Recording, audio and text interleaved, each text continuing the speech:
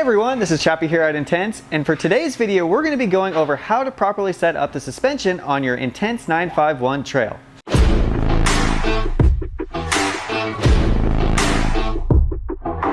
Anytime we're going to be setting up the fork, we want to make sure that the compression is in the open position. We can achieve this by just making sure that our lever is pointed in the most forward position or all the way counterclockwise. Step one of this process is going to be removing the air cap from the rider's left hand fork leg. When considering your rider weight, it is important to take into account your riding apparel. So your shoes, your helmet, and then we'll use that rider weight to reference it on our air pressure chart.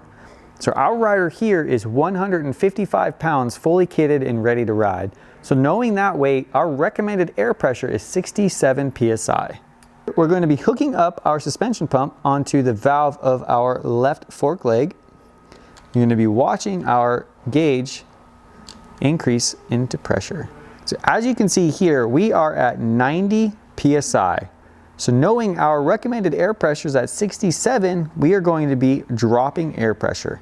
So to drop air pressure, we're going to be using the small red button. We are at 60 psi. Knowing we need to increase to 67 psi, we are going to be using our suspension pump and increasing our air pressure. That's looking really good. Remove our suspension pump from the valve on our fork leg. We'll reinstall our air cap. Now we can go ahead and get our rider on the bike and we can move forward with getting our sag measurement. We can begin this process by pinching the front wheel between our legs, and this will give stability to the bike and enable the rider to put both feet on the pedals and both hands on the grips, and also making sure all the weight is on the saddle. The next step is we're going to cycle the suspension 5 to 6 times, and we'll just do this by compressing on the top of the fork. And then we'll go over to rider's left hand fork tube and slide our sag O-ring down to the seal. In order to prevent our sag measurement from being disturbed, we want to make sure we support the weight of the bike as the rider steps off, and we can do that by holding on the bottom of the down tube. There's 2 points of reference we need to be aware of as we go and measure. So point 1 is our seal here.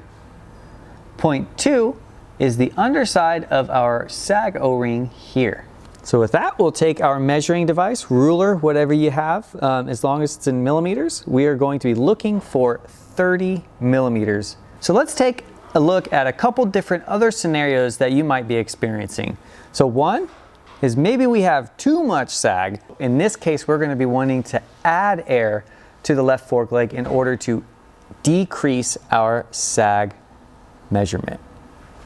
Now, if we're in a scenario where we have too little sag and the O-ring would rest somewhere in around there, we'll be wanting to remove air from the fork leg in order to increase our sag measurement. So now we're going to be moving to the rear suspension setup. Anytime we are setting up the rear shock, it is important to know that we must have the shock in the open position. We can achieve this by making sure the lever is in the forward-most position. Next step is going to be setting the air pressure in our rear shock.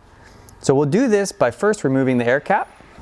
So taking a look at the air pressure chart located in our user manual and knowing our rider weight of 155 pounds, we know that we need an air pressure between 195 and 205 psi.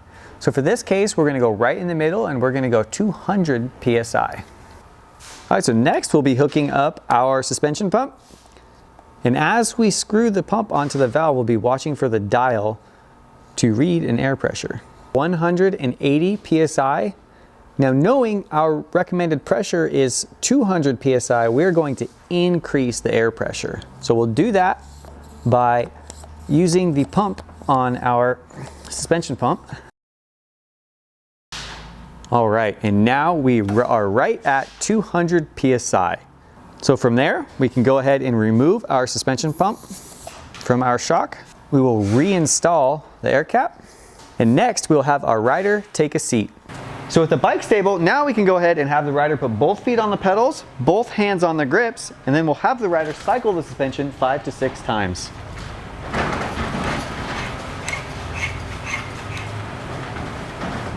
We can go ahead and move our sag O-ring up to the seal of the shock and then have the rider step off the bike. But remember, make sure we support the weight of that bike as the rider steps off. So next step is going to be measuring our sag. We are going to be using our measuring device, ruler, whatever measuring tool you have, as long as it's in millimeters.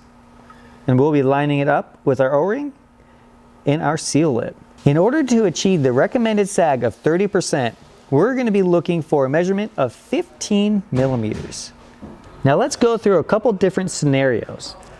So if we take our sag measurement and it's too big, as you see here, we are going to want to increase the air pressure in our shock in order to get our sag measurement where intended.